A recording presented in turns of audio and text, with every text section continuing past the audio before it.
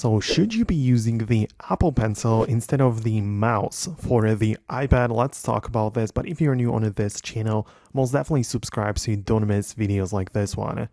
Well, the Apple Pencil compared to the mouse, it's like a huge difference, and both devices serve a completely different function. The Apple Pencil, of course, uses the tip. You hold it in your hand and it's great for precision, for accuracy, for drawing and using it on the screen. Obviously, you're not going to grab the cursor and will be able to just draw or write in the same way that you use with the Apple Pencil, right? That's a huge difference. For example, there is also the scribble feature, art, and all kinds of things where Apple Pencil makes much more sense. On the other hand, if you want your iPad to be sort of a computer, if not a complete replacement of your laptop, then mouse will make a lot more sense.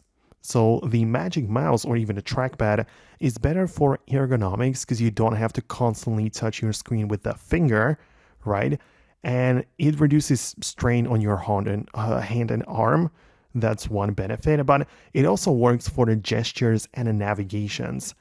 So for example, when you are using the multitasking mode, you cannot use your Apple Pencil to resize your windows.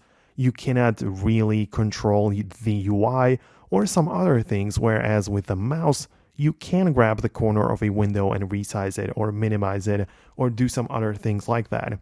So I wouldn't really compare it of which one is better. I would just say and let you think about which type of device you need. Do you need precision when you are drawing, creating art, or writing notes?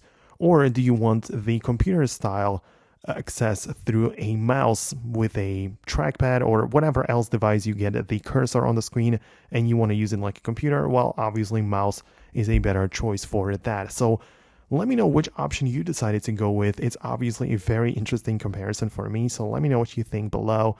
Thanks a lot for watching, and I'll catch you later in the future tutorials.